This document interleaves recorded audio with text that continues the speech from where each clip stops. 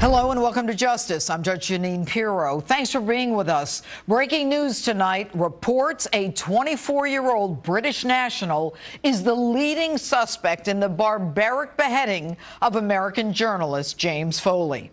More on this coming up, but first, my open. This is the last straw. President Obama's response in both words and action to the beheading of American James Foley was so weak, wimpy, and pathetic that it's embarrassing. In times like these, great leaders understand both the enormity and the urgency of the situation. They take the reins and they lead. Not our president. He channels Teddy Roosevelt, but instead of speak softly and carry a big stick, it's speak softly and carry a big Bertha. But oh, he talks a big game. We will be vigilant and we will be relentless. When people harm Americans anywhere, we do what's necessary to see that justice is done. Relentless for at least 8 minutes until you get back to the golf course on your 3-week vacation. Mr. President, where is your humanity? This innocent man and his family deserve better. British Prime Minister Cameron, at the sound of the killer's British accent, immediately left his vacation and flew home to get back to work.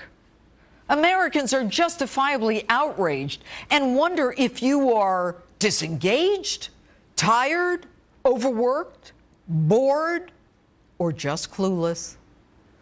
But then again, at this point, what difference does it make? What difference do you make? What difference can you make?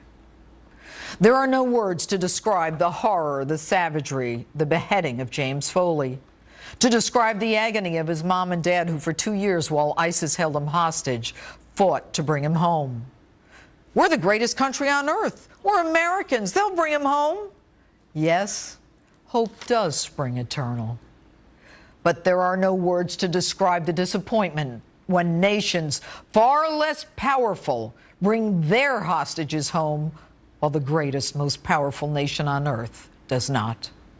And there are no words to describe the anxiety, the panic, the loss of hope, the desperation, the moment ISIS emails how and when their son will die. No words to describe the finality, the animal hooded in black, in the process of decapitating an American forced to his knees, his hands bound, his head pulled back. And you, Mr. President, fist bump your friends within minutes on the golf course? You are so weak that when criticized that you hadn't done enough, you spill your guts and then blame the intelligence community again. We tried to get him, but it didn't work. Excuse me? Isn't that classified information? Haven't you indicted people for less under the Espionage Act? You not only burnt our sources, you put the other American hostages in even more danger. And what's that? You don't pay ransoms? You don't negotiate with terrorists? Well, what the hell was the Bergdahl trade? Aside from replenishing the enemy in a time of war, you violated not one, but 2 laws. If you don't negotiate with terrorists, what was John Kerry doing with Hamas? And why were you negotiating with Iran on its nuclear proliferation? Not only are the American people justifiably outraged, but even your own Pentagon disagrees with you. They at least understand the enormity of what's at stake. Hagel seems damn scared. They're beyond just a terrorist group. They are tremendously well funded. Oh, this is beyond anything that we've seen. Dempsey gets it. This is an organization that has an apocalyptic end-of-days strategic vision and which will eventually have to be defeated. But you're not going to act without your favorite line, the international community standing alongside us.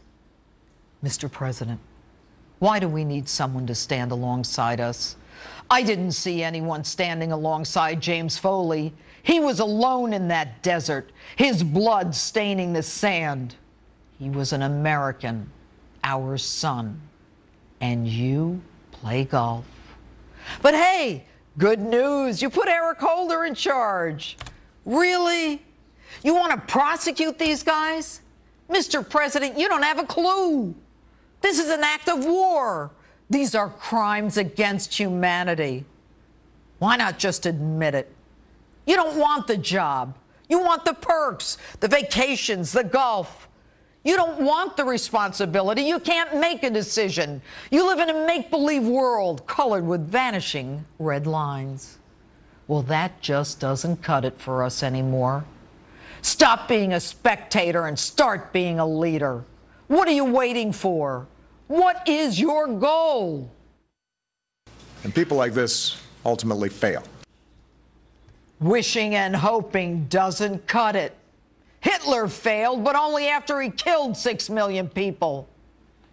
If you do not have as your goal the destruction of ISIS, if you do not have the determination, the desire, and the stamina, then you need to leave. And I'm not talking about vacation. You need to leave the White House. Remove yourself from the most powerful position on earth. You are putting Americans on the wrong side of history, risking everything we worked for. But if you decide to stay, take a listen to what a real leader sounds like. I have nothing to offer but blood, toil, tears, and sweat. You ask what is our policy? To wage war against a monstrous tyranny never surpassed in the dark and lamentable catalogue of human crime. What is our aim? Victory. Victory at all costs. Victory in spite of all terror. Victory however long and hard the road may be. For without victory there is no survival. And that's my open. With me now, former U.S. Ambassador